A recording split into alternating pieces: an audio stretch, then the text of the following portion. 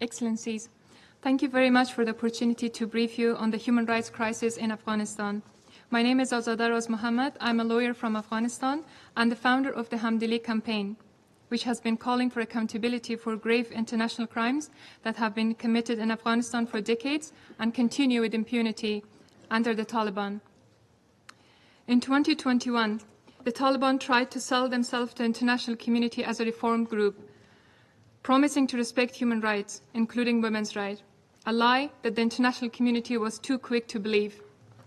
Afghan women warned you then that given the chance, the Taliban will destroy every gain that we had fought for since the brutal rule in 1990s. Over the last 3.5 years, our fears have become reality. Through at least 126 brutally enforced decrees, the Taliban have deprived Afghan women and girls for their most fundamental rights: right to education, employment, movement, assembly, and speech, and to live free from violence. Women's access to health care and justice has been severely restricted.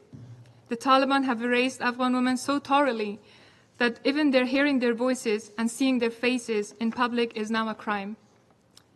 They are suffocating in their homes, banned from even looking out the window. We, the women of Afghanistan, along with international experts, call this systematic and institutionalized oppression of women as gender apartheid.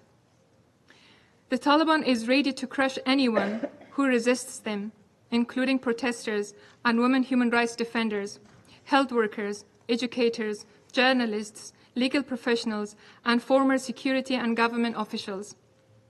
Punishments at the hand of the Taliban include extrajudicial killings, arbitrary detention, enforced disappearance, torture, sexual violence, corporal punishment, public flogging, and execution by stoning.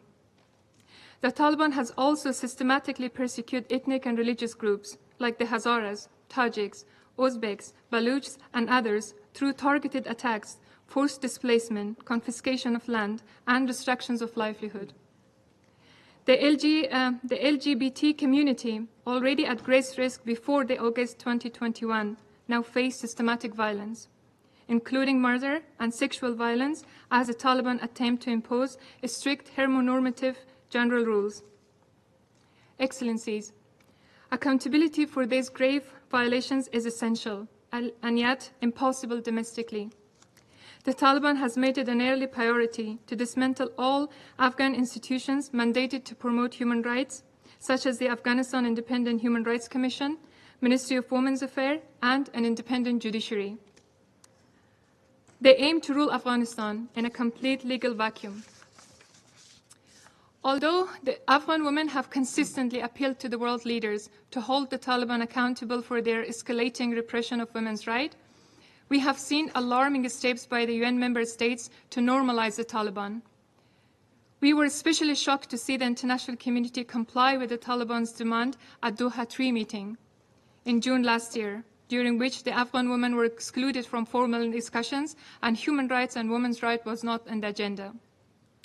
We observe how this directly emboldened the Taliban to deepen their abuses.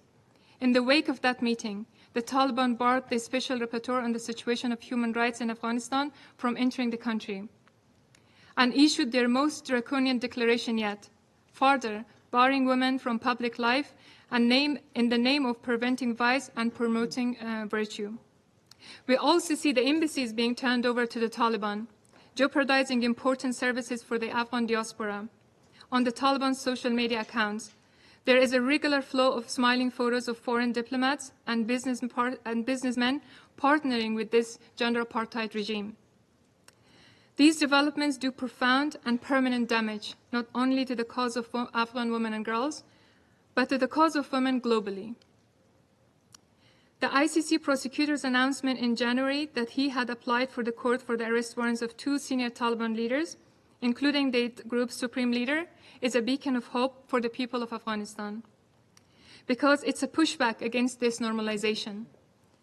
These warrants requests recognize that the Taliban's violation of the rights of women and girls amount to gender-based persecution, a crime against humanity. We're also encouraged by the efforts to hold the Taliban accountable for violations of CEDAW at the International Court of Justice. Finally, I extend my gratitude to the growing list of member states calling for gender apartheid to be recognized as an international crime, including through the new UN Treaty on the Crimes Against Humanity. No term better describes the crimes that Taliban are committing against Afghan women and girls, and we will never forget the states that are standing with us in this effort. These historic developments should remind the international community that the Taliban have been deemed criminal actors who can never be the legitimate government of Afghanistan while their unprecedented abuses continue. In conclusion, I leave you with the following recommendations. To the Security Council, first, it is imperative to demand at every opportunity that the Taliban immediately reverses all policies and practices that prevent the full enjoyment of all women's human rights, in line with Afghanistan's international obligations, including CEDAW and the relevant Security Council resolutions. Second, in accordance with the fundamental tenets of Women, Peace and Security agenda, the full, equal, meaningful, and safe participation of diverse Afghan women in all international discussions about Afghanistan's future, including the Doha process and the roadmap currently being prepared by UNAMA, must be non-negotiable. Meetings to decide the fate of Afghanistan without the women of Afghanistan are simply not legitimate. Third, Security Council should renew the UNAMA's mandate and press for its full implementation, particularly those aspects that relate to the protection of women's rights and women's human rights defenders, human rights monitoring, and meaningful engagement with diverse Afghan women and civil society. UNAMA must continue to report regularly to the Security Council, including on the situation of women and girls. Lastly, I urge the Security Council to impose sanctions on Taliban leaders who have committed human rights violations against Afghan women and girls, and not to lift the sanctions, including travel bans, on those who are guilty of such crimes. To all member states,